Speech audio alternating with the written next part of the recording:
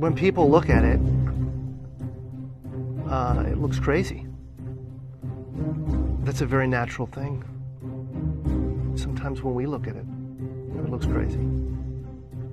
It is the result of reasoned engineering thought, but it still looks crazy.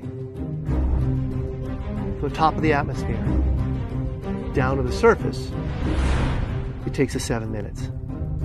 It takes 14 minutes or so for the signal from the spacecraft to make it to Earth. That's how far Mars is away from us. So when we first get word that we've touched the top of the atmosphere, the vehicle has been alive or dead on the surface for at least 7 minutes.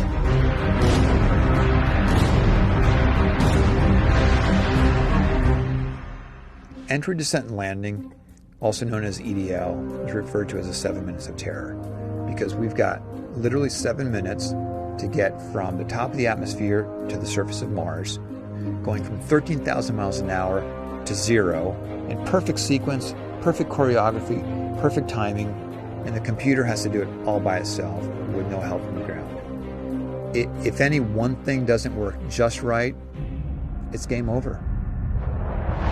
We slam into the atmosphere and develop so much aerodynamic drag. Our heat shield, it heats up and it glows like the surface of the sun. 1,600 degrees.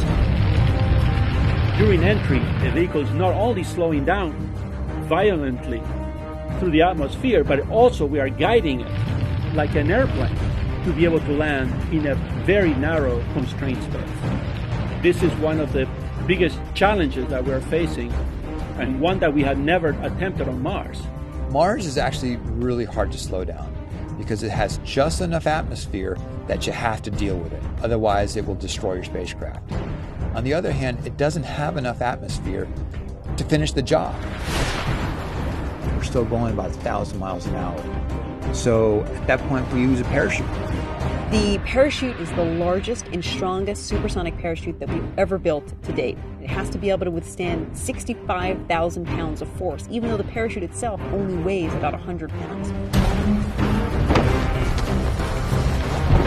When it opens up that fast, it's a neck-snapping 9 Gs. At that point, we have to get that heat shield off. It's like a big lens cap blocking our view of the ground to the radar.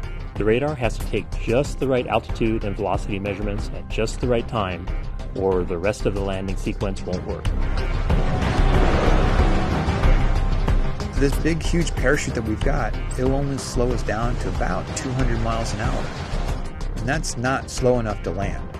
So we have no choice, but we've got to cut it off and then come down in rockets. Once we turn those rocket motors on, if we don't do something, we're just going to smack right back into the parachute. So the first thing we do is make this really radical divert maneuver. We fly off to the side. Diverting away from the parachute, killing our horizontal velocity and our vertical velocity, getting the rover moving straight up and down so it can look at the surface with its radar and see where we're going to land. And we head straight down to the bottom of a crater, right beside a 6-kilometer high mountain. We can't get those rocket engines too close to the ground, because if we were to descend propulsively with our engines all the way to the ground, we would essentially create this massive dust cloud. That dust cloud could then go and land on the rover.